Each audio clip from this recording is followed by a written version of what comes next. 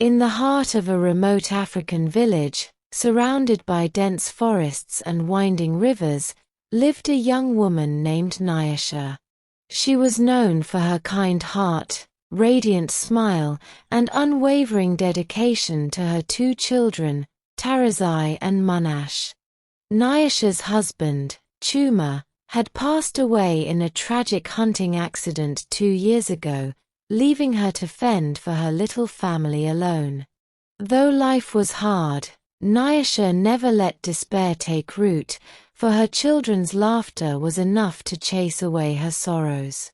Life in the village was peaceful, though filled with age-old traditions and beliefs passed down through generations.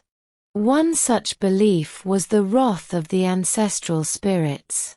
The villagers often spoke in hushed tones about the spirits of their forefathers who, when angered, would curse entire families with untold misfortune. Tales of such curses were common, and mothers would often caution their children to avoid disrespecting sacred sites or breaking age-old taboos. One evening, as the sun dipped below the horizon, a chilling wail echoed through Nyasha's modest hut. Monash, the younger of her two children, lay writhing on his sleeping mat, his tiny body burning with fever. Tarazai clutched her mother's skirt, eyes wide with fear. Nyasha's heart pounded as she tried to calm her son, whispering lullabies and bathing his forehead with a damp cloth. Yet, his condition worsened through the night. The next morning, desperate for help, Nyasha rushed to the village healer, an elderly woman named Gogo Tambudzai. The healer, known for her deep knowledge of herbs and traditional medicine, examined Monash and muttered something under her breath.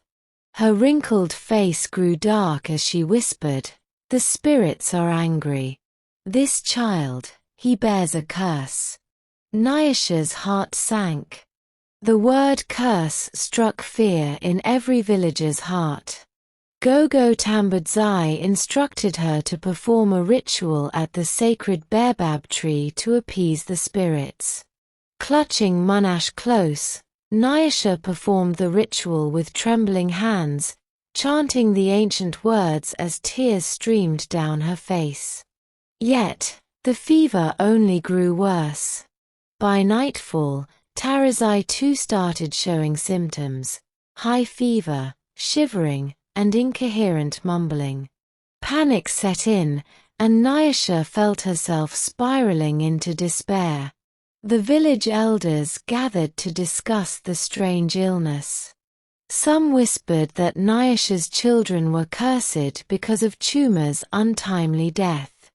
They claimed that his restless spirit had brought the curse upon his offspring, as he had died without a proper farewell ritual.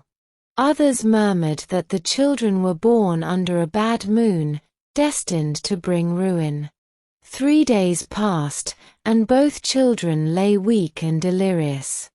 Nyasha could hardly sleep, tending to them as their conditions worsened.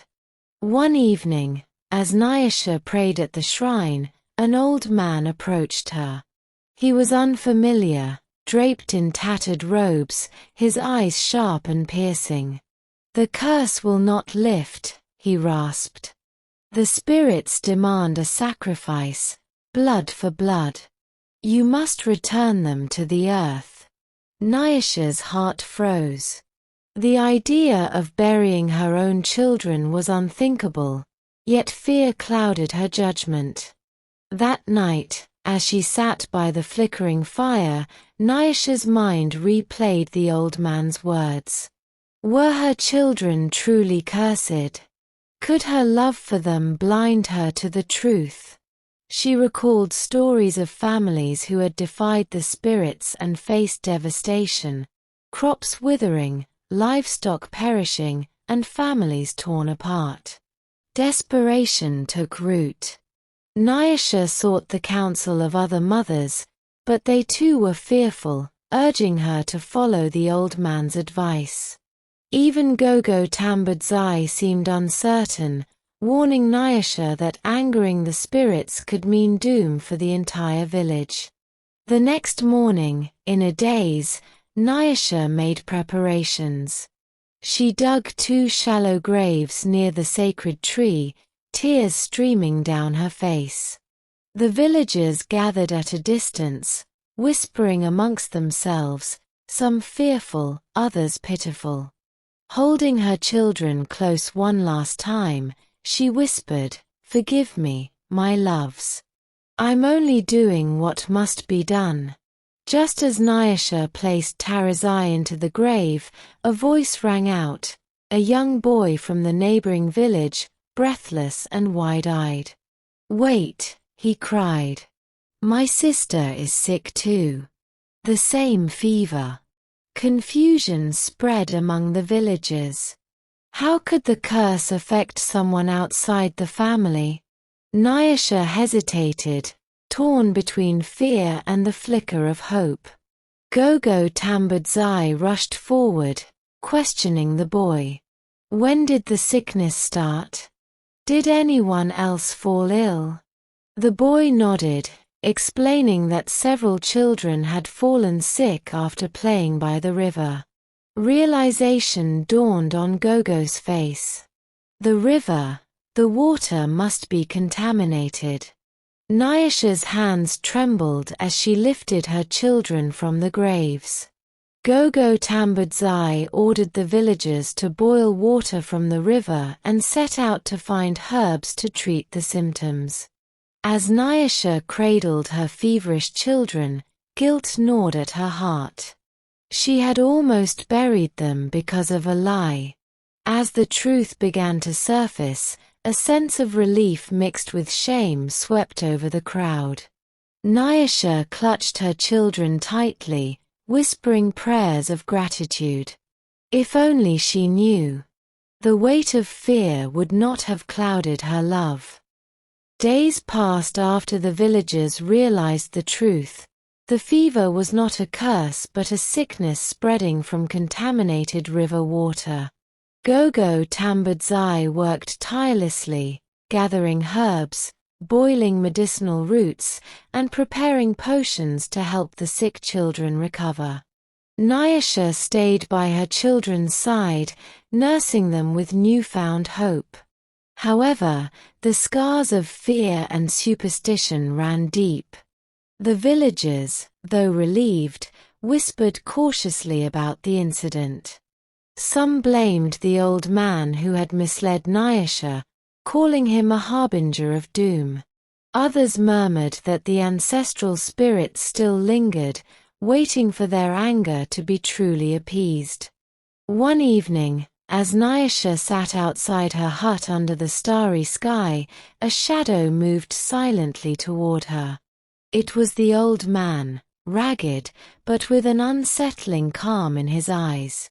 "You think you have escaped the curse, Nyasha," he whispered. "But the spirits are never truly at rest." Nyasha's heart thundered. "You lied to me. My children nearly died because of your words." The old man smiled thinly. "I am but a messenger. The spirits speak through many mouths. The sickness was real, but it is only the beginning. You buried your children alive, a sin that will awaken the wrath deeper than you can imagine."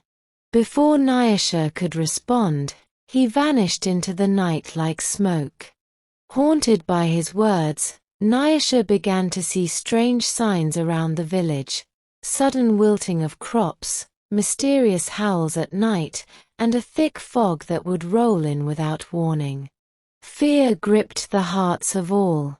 Desperate for answers, Nyasha returned to Gogo Tambudzai, who told her a secret passed down through generations. When a family faces tragedy, the spirits demand not just rituals but truth and courage. Burying the children alive was a mistake born of fear. The real curse is ignorance, and the only way to lift it is through healing and unity. Nyasha took these words to heart. She called a village gathering and confessed everything: her fear, the graves, and the mistakes. The villagers wept with her, and together they vowed to protect one another, educate their children, and seek knowledge alongside tradition. Slowly, the village began to heal. The crops flourished again, the river's water was purified, and the children regained their strength. Nyasha's family became a symbol of resilience and love overcoming fear. If only she had known sooner, she would have never buried her children alive. But from the ashes of her despair, a new light had been born, one that would shine for generations to come.